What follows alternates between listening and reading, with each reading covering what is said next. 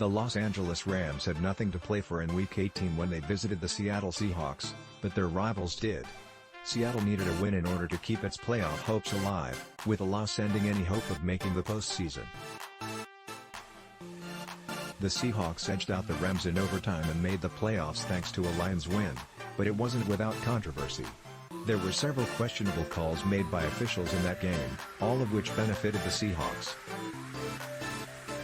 Rams and Lions fans were frustrated by the officiating, and it turns out they weren't alone.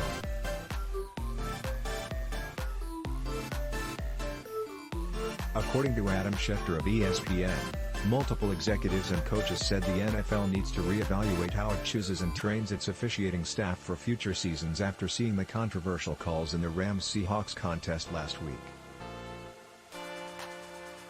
Those same executives and coaches said game officials and the league missed multiple calls that helped key the Seahawks' overtime victory over the Rams that sent Seattle to Saturday's wildcard round and prevented the Detroit Lions from reaching the playoffs. Even the NFL's competition committee is aware of what one source described to ESPN as the worst officiated game of the year. The most controversial calls all came in the fourth quarter and overtime. Jonah Williams was called for running into the kicker, giving the Seahawks a free first down in the fourth quarter, which led to a game-tying field goal.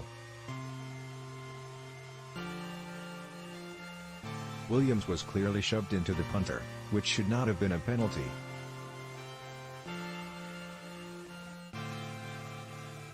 Jalen Ramsey was also called for unnecessary roughness when Geno Smith ran into him along the sideline after a long run in the fourth quarter, despite Ramsey simply standing his ground. After the play, DK Metcalf stuck his fingers in Ramsey's face mask but was not penalized. Then in overtime, Quandre Diggs picked off Baker Mayfield and taunted Bobby Wagner on the sidelines while running out of bounds, but no flag was thrown.